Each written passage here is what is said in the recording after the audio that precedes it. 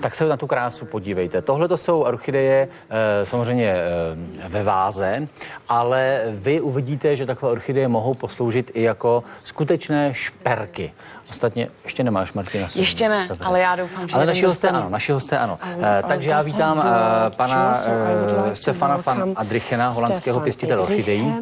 Good morning. Good morning. Dobré ráno. A tlumočit bude paní Jana Markvartová. Dobré ráno. Dobré ráno i vám. Kde se u vás vzala vášeň pro orchideje? It's in my heart.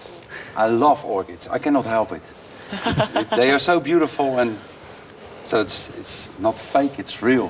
I love them. Ta vášeň, ta je přímo v mém srdci. Orchideje miluji, jsou mojí součástí, jsou překrásné, mám je moc rád, sám od sebe. Ale pozor, nutno říci, že vlastně ten váš způsob prezentace orchidejí je vlastně spojený s patentem. V čem ten patent spočívá?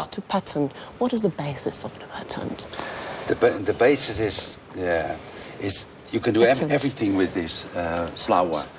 You can put them in a vase,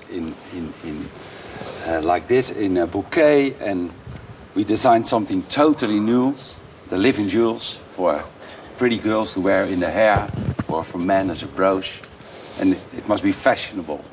So you're gonna look even better with this orchid. Ty květiny jsou velice univerzální. Můžete je pěstovat ve váze, můžete je vázat do kytic.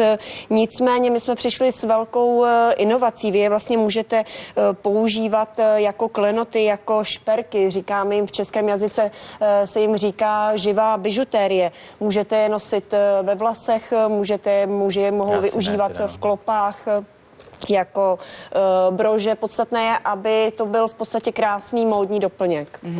Jaký druh orchideje se k výrobě živých šperků používá? This orchid is named Vanda. It's a special orchid. It got all the colors and it's like a living jewel.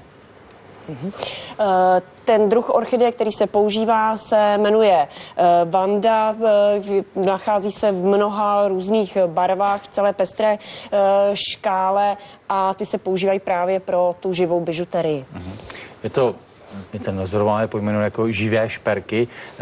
Jak dlouho vydrží živé? Jinými slovy, jak dlouho je ta orchideje krásná, po jaké době zvadne? The flower can live for 3 weeks. But here inside this is a small tube. It got water for 4 days. You see the tube? Ta květina sama o sobě může žít až 3 týdny. Tady vlastně je podstata toho patentu. Máme takovou malou ampulku, zkumavku s vodou. Já říkám vázička. Vázička. Okay, it's a little vase. A little vase. And you put it in the diadem. Tak to si to můžete vetknout do vlasů. Hezký. Wow. Jako diadém. To ladí s těma naušnicema, co? Úžasný. Co vůbec netušila, že? Fits with the color of the earrings. Yeah, that's the nice thing of Vandas. We have all the colors, so you can match them with your clothes, with your bag, with your shoes. So and then it becomes fashionable. So this is not just a flower, it's a fashionable flower. Co je krásné na orchideji Vanda je fakt, že se opravdu nachází v mnoha různých odstínech a barvách, takže je můžete krásně kombinovat s oblečením, s kabelkou, s botami a v tu chvíli se vlastně stává módním doplňkem. Je to nádhera. Nechaj si to. No, to jsou snídaní. Zatím určitě ano, jestli mi to bude dovoleno teda. Tak a já s dovolením pozvu naše diváky k další části našeho rozhovoru zhruba tak 7 hodin 45 minut. Takže teď se můžete kochat krásou květin v našem studiu a pak budeme pokračovat a my jdeme za dalším naším hostem. Takže vám zatím děkujeme.